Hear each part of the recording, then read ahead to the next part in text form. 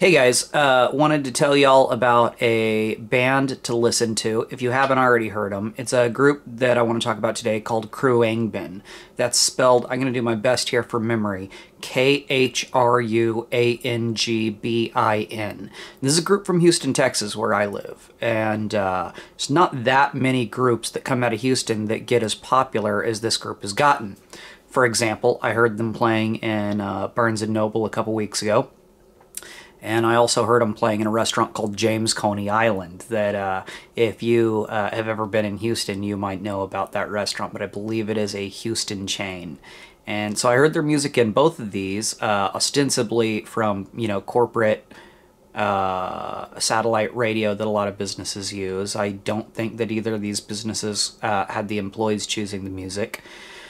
And anyway, so the story of this group, from my perspective, is that they were on a Spotify playlist called Modern Psychedelia, which I had been listening to. And when I started playing StarCraft 2, I went through that playlist and a couple of others. I think the Garage one, whatever it's called, Modern Garage, I'm not sure what that one's called.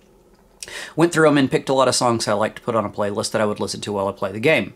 The idea with doing that is that a lot of times listening to music on playlists on Spotify, you just hear it one time and you never hear it again. You never get to know the music or spend time with it. So I wanted to take the songs that I liked the best and put them on a playlist that I could listen to over and over again and get to know the music better and theoretically get a deeper understanding and familiarity with some things that I like, similar to the way that it was in the time of burning CDs and cassettes, where you would just hear the same music multiple times. So anyway, I had heard this band, I'd heard their song Maria Tambien a good number of times, but I didn't remember the name of the band or the name of the song.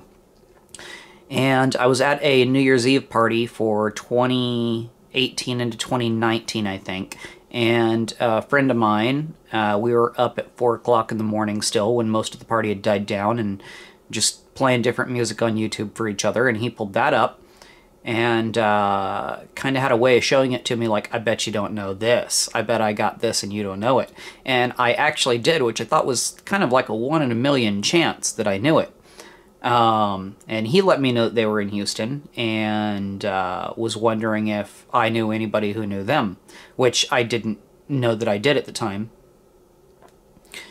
So I go home and I look up the band and find out more about them, thinking, oh, I'll go catch them playing at Rudyard's or something like that. And the only concerts that they had listed that time, if memory serves, were like Tokyo, Tel Aviv, Barcelona. And I thought, whoa, this group has gotten really, really popular. I did not expect that they had gotten that popular, just because I'm used to knowing Houston groups and don't usually see them getting that popular. So I listened to more. My favorite song ended up being Dern Kala, Dernkala, which is kind of a chill song. And I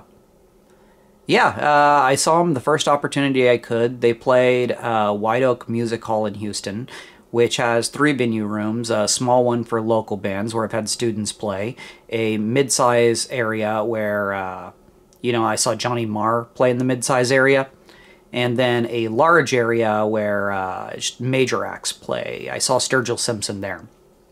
I was expecting Khruangbin to be in the medium-sized room, and I got there and they were in the big, big one. That's when it really sank into me. This band has gotten huge. There was thousands of people there.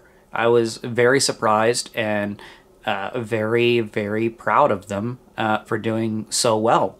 And then the kicker for me, the concert itself was very quiet and just raw volume, but it sounded so good. And I think this came about because the venue is located in a neighborhood and they cannot have very much noise going on. They had a lot of complaints from the homeowners association. And so they found a way to make very, very high quality sound at a low volume, and it was incredibly pleasant. Having been to a lot of metal shows, I do not like music to be excessively loud anymore. It takes away from the experience for me. So I'm watching them, I'm having a great time, trying to ignore the people around me who are still being kind of loud. That is a little aggravating, unintended consequence of the low volume, but totally worth it. And then they had a great pedal steel player named William Van Horn, who I knew from long ago when he played with Robert Ellis. And he came on, and that was just a really cool thing to me, because he's somebody who I had actually met and had conversations with, somebody I ran into walking to Cafe Brazil. So, if you have not already heard the group, Khruangbin, Khruangbin, strongly suggest you go on Spotify and check out their music. Pretty much every song is good. That's about all for now. Peace.